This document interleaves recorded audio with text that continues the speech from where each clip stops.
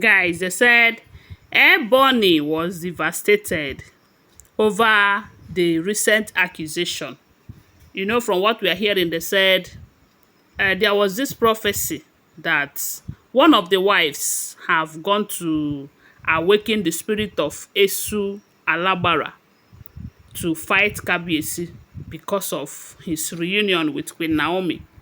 And from what we are hearing, they said a lot of people have been pointing accusing finger on Ebony's family because of all they have been doing concerning this full moon ritual, the final full moon ritual between Queen Naomi and Kabiyesi.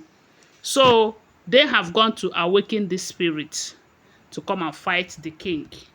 For the interest of those who do not know about this Esu Elegbara, they say this Esu Elegbara is a powerful Orisha, that is a deity associated with communication, crossroads, and trickery. He is a complex figure, both a divine messenger and a trickster, embodying both good and bad, as in both good and evil. Esu is not simply a devil figure, as some interpretations suggest, but rather a powerful force with multifaceted roles in Yoruba cosmology.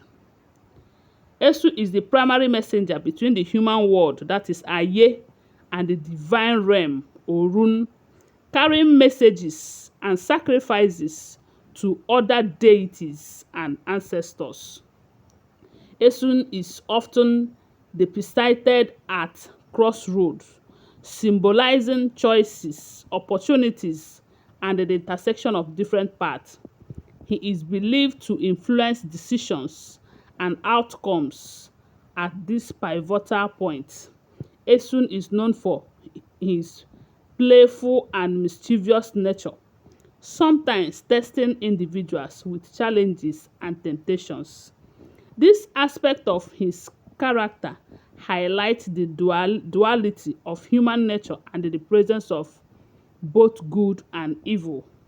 Despite his trickster side, Esun is also considered a protector, especially against evil forces and misfortune. He's also seen as the enforcer of divine laws and orders, ensuring that consequences are met for actions. He is associated with the concept of choice and free will.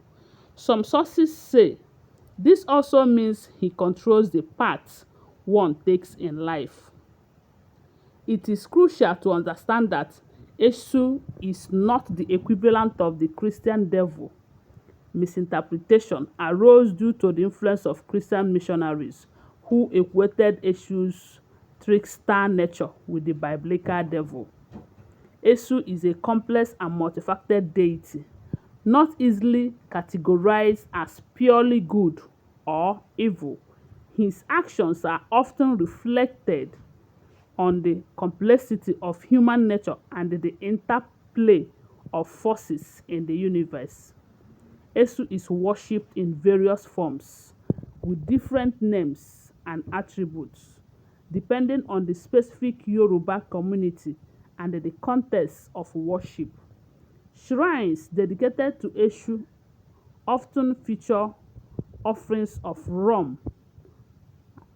Could this be ram or rum? I don't know. R-U-M. Tobacco, cowrie shells, and other items which are used to appease him and ensure his favor. Esu's color are often red and black, and his number is typically 3. In essence, Esu Elegbara embodies the dynamic and often paradoxical nature of existence, highlighting the importance of communication, choice, and the constant interplay of forces within the Yoruba world view. They have a lot to tell us about this Esun, but the few things that I can gather from what we have read so far here is this particular Esun have the good and the bad parts from what we read, and it also have the power to influence someone's will. And from what I can understand here, it simply means that this Esun is working based on what you want him to do for you.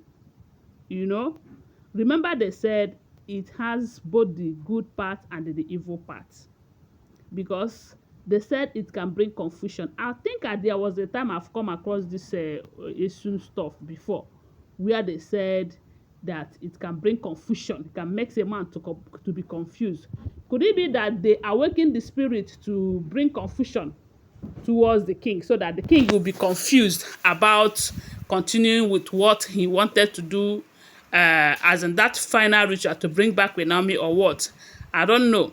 But whichever way, it simply means that the main purpose of awakening this Esu Elegbara to fight Kabiyesi is not a good one. Yes, because one thing about deities, I believe that some people will tell you this deity is a good one. But if you have problem, or if you want the same deity to go and fight for you, that they are going to do it. That's why I said they are working based on what you want them to do for you. And we all know that whoever that it is that have awakened this particular deity to work against the king is not on a good mission. Because a lot of people believe that these families who are fighting the king, especially Ebony's family, their major problem is that they never knew that those items that they provided on the list could be met. They did not imagine it. And again, they see Queen Naomi's return as a very big threat to their daughter's stay in that palace. Not only their daughter's stay, due to Queen Naomi's spiritual background, they also see her presence as a threat to their own evil manipulations and doings in that palace. Yes, because I believe that if these people have a pure heart and they don't have any cockroach in their cupboard, they wouldn't be afraid of Queen Naomi's return. After all, Queen Naomi is not a bad person. Yes, she is not a bad person. It's just that they are afraid that light and darkness can never coexist. Definitely, darkness must give way for light to stay. And that's why you see them doing all of this. Anyway, the fact remains that I know that all these things will happen. It is expected. Because to me, this is a very strong battle of which you don't expect them to fold their arms and watch Kabiyesi and the Yanifa succeed by bringing back Queen Naomi.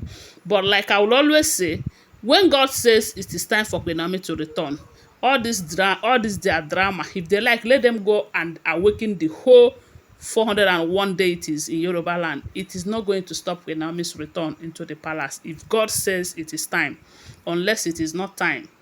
So right now that Ebony's family is being accused of doing this, they said she is carrying it up on top of her head.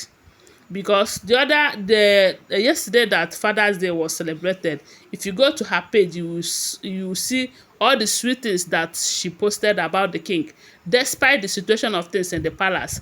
And she was expecting the king to appreciate her or call her and give her some accolade for that, because it's like that is how the king have been doing it anytime she posted good things like that.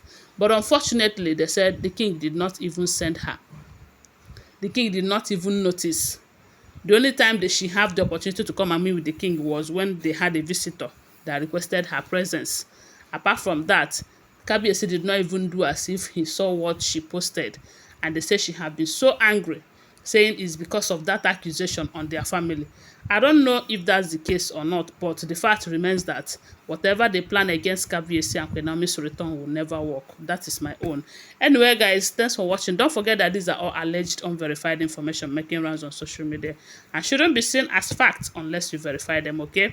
Thanks for watching. Please give this video a thumbs up, subscribe to my channel. Don't forget to share this video. I love you guys. Bye. See you.